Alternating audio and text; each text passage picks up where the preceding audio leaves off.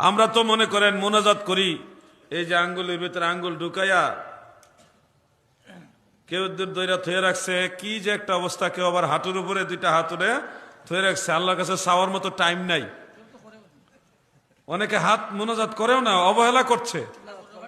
আপনারা শুনেন, আল্লাহর কাছে যদি চাইতে হয়, প্রিয় নবীজি বলেন, ইজা সাআলতুমুল্লাহ ফাসআলুহু বিবুতুনি আকুফাকুম, তোমরা যখন আল্লাহর কাছে কিছু চাইবে, তোমাদের দুই হাতের পেট এইভাবে আল্লাহর কাছে বাড়িয়ে চেয়েও। আল্লাহ তাআলার কাছে যখন হাত বাড়ানো হয়, ওই হাত খালি ফিরাইতে আল্লাহর লজ্জা লাগে। সুবহানাল্লাহ বলেন।